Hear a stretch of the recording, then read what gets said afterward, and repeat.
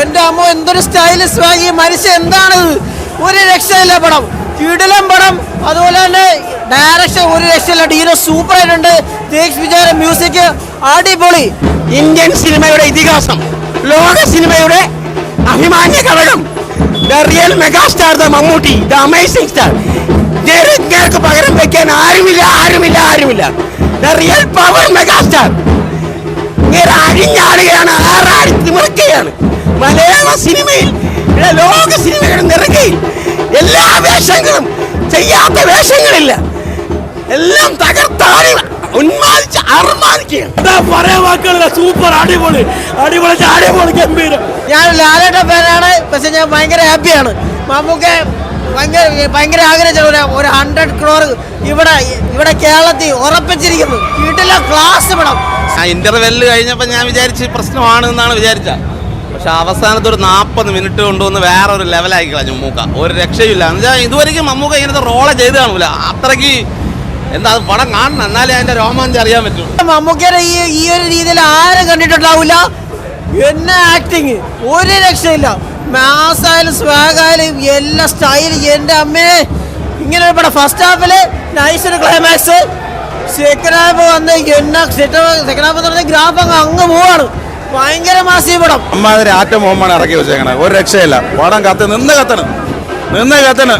മമ്മൂട്ടിയുടെ ഏറ്റവും ലാസ്റ്റത്തെ ക്ലൈമാക്സിലെ പെർഫോമൻസ്, അതുപോലെ തന്നെ മമ്മൂട്ടിയുടെ ഡ്രസ്സിംഗ് ഒക്കെ ഒന്നും പറയാനില്ല. നമ്മളെ യൂത്തന്മാരെ മാറി നോർത്താലേ പറ്റുള്ളൂ, നിന്നാലേ പറ്റുള്ളൂ. അമ്മാതിരി BGM സാധനം എടുത്ത് വെച്ചേക്കണത്, വേറെ ലെവല് പടം. ആവാട്ടണ്ണന്റെ ഒരു എൻട്രി ഉണ്ട്, എന്റെ പൊന്നോ, ചുറ്റുമുള്ള ഒന്നും കാണാൻ പറ്റൂല. ആവാട്ടണ്ണ കൊണ്ടുപോയി തിയേറ്റർ. ആവാട്ടണ്ണന്റെ ഒരൊറ്റ ഹെൽമെറ്റ് മാറ്റുമ്പോൾ ഒരു സീനുണ്ടല്ലോ, തിയേറ്റർ അവിടെ ഇളവി മറിയാണ്. സത്യം പോലെ തിയേറ്റർ പൂരപ്പദം പോയി ആവാട്ടണ്ണന്റെ ഒരു എൻട്രിയിൽ.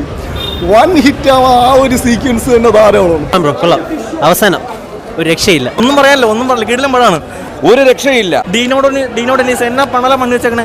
പടം ഒരു രക്ഷയില്ല ബ്രോ, തകർത്തിളങ്ങി. അവസാനത്തെ അരമണിക്കൂർ പറഞ്ഞറിയിക്കാൻ പറ്റില്ല. Romanticisation. Super cinema. Second half കിടിലം, സൂപ്പർ. അടിപൊളി.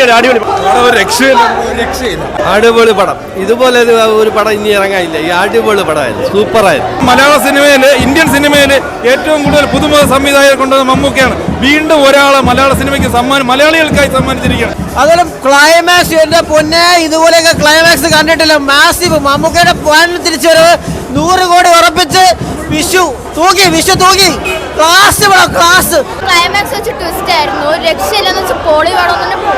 ഭയങ്കര അഭിനയം, ക്ലൈമാക്സ് പൊളിച്ചടിക്ക്. ഇതുവരെ കാണാത്ത മമ്മൂക്ക. പടം നല്ല. 100 കോടിയോ ഒന്നും നമുക്ക് വേണ്ട. ഈ പടം വിജയം, അതാണ് നമുക്ക് ആവശ്യം. വിജയിച്ചെന്ന് പറഞ്ഞാൽ ഒരു രക്ഷയില്ലെന്നുള്ളത്.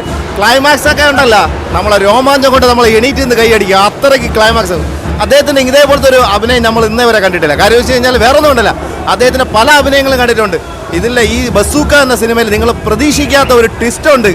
ആ ട്വിസ്റ്റിന്റെ ആ അഭിനയം തന്നെയാണ് അദ്ദേഹത്തിന്റെ മെയിൻ.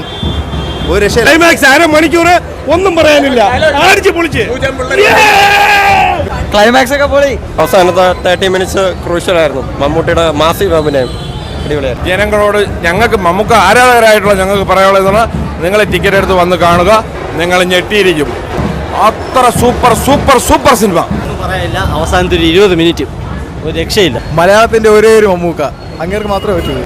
സിനിമ എന്തുകൊണ്ട് 1 ഹിറ്റാവും എന്നതിൽ യാതൊരു സംശയമില്ല. പടം വളരെ നല്ല പടമാണ്, കാണേണ്ട പടമാണ്. ഇടയ്ക്ക് കുറച്ച് ലാഗും കാര്യങ്ങളൊക്കെ ഉണ്ടാവും, അത് ഇവിടെ എല്ലാ പടത്തിലും ഉണ്ടല്ലോ. പക്ഷെ ലാസ്റ്റ് അരമണിക്കൂർ മമ്മൂക്ക അങ്ങ് ആറാടുകയാണ്. പുള്ളിയെ കാണണം. ഇത് കണ്ടില്ലെങ്കിൽ മമ്മൂക്കയുടെ പടം വേറെ ഒരു പടത്തെക്കാളും ഡിഫറെന്റ് ആയിട്ടുള്ള പടമാണ്. നന്നായിട്ടുണ്ട്, പറയാൻ വാക്കുകളില്ല.